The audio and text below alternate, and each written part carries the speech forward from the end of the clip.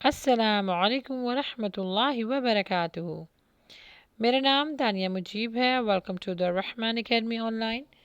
ہم الحمدللہ اپنی اکیڈمی کی جانب سے آپ کے لیے ایک بہت منفرد گروپ لے کے آ رہے ہیں جس کا نام ہے سورہ کہف کو تجوید کے ساتھ حفظ کیجیے۔ ویسے تو پوری سورہ کہف کو پڑھنے کی بہت فضیلت ہے، لیکن ہم اسٹیپ بائی اسٹیپ انشاءاللہ لے کے چلیں گے۔ پہلے آپ کو 10 جو اس کی آیتیں ہیں وہ یاد کروائیں گے تجوید کے ساتھ۔ انشاءاللہ بہت آسانی سے آپ لوگوں کو یاد ہو جائے گی، کیونکہ جیسے میں نے پہلے بتایا آپ کو کہ قرآن مجید کی اہم ترین صورتوں میں سے ہے، اور جو شخص ہر جمعے کو پڑھے گا، کیونکہ ہر جمعے کو پڑھنے کی تاکید بھی ہمیں حدیثوں سے ملتی ہے، تو جو شخص ہر جمعے کو سورہ کہف پوری پڑھے گا، اللہ سبحانہ تعالیٰ فرماتے ہیں کہ اس کے لیے ایک جمعے سے لے کے دوسرے جمعے تک کے لیے نور کی روشنی اس کے ساتھ ہوگی الحمدللہ۔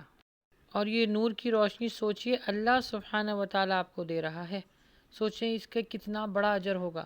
تو پوری سورہ کہف پڑھنے پر اللہ سبحانہ تعالیٰ یہ اجر عطا فرماتے ہیں، اور جس نے شروع کی 10 آیتیں پڑھی، حفظ کی یا یاد کی یا نماز میں اس کی تلاوت کی جمعے کے دن، تو اللہ سبحانہ تعالیٰ اس کو دجال کے فتنے سے محفوظ رکھے گا۔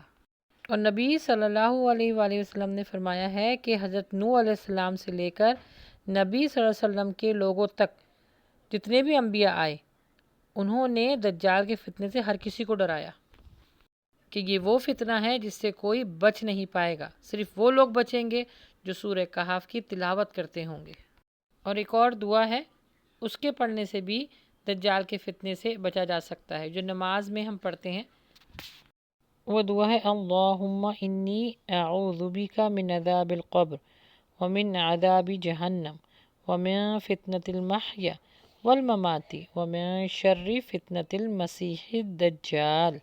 تو اس کو پڑھنے کی بھی عادت ڈالیے اور ساتھ ساتھ سورہ کہف کی بھی تلاوت کیجیے۔ جی تو آئیے ان 10 آیتوں کو حفظ کرتے ہیں، یاد کرتے ہیں، تاکہ دجال کے فتنے سے بچ سکیں۔ اس گروپ کو زیادہ شیئر کیجیے تاکہ یہ بھی آپ کے لیے بھی صدقہ جاریہ اور ہمارے لیے بھی صدقہ جاریہ ہو۔ انشاءاللہ اس گروپ میں آپ کو ٹرانسلیشن بھی یعنی اس کا ترجمہ بھی بتائیں گے تاکہ سمجھنے میں اور خاص طور پہ عمل کرنے میں آسانی ہو۔ یہ جو کورس ہے وہ اونلی 5 ویکس کا ہے۔ آپ کے پاس ہر ویک ایک جو ہے وہ ویڈیو آیا کرے گی، اس میں ہم آپ کو تجوید کے ساتھ، پھر روانی کے ساتھ، اور پھر اس کے ترجمے کے ساتھ انشاءاللہ ترتیب سوار پڑھائیں گے۔ تو گڈ لک فار دیٹ۔ دعا یہی ہے کہ اللہ سبحانہ تعالیٰ ہماری زبانوں پر قرآن پاک کو بہت آسان بنا دے اور اس چھوٹی سی کوشش کو اپنی بارگاہ میں قبول فرمائے۔ آمین یا رب العالمین۔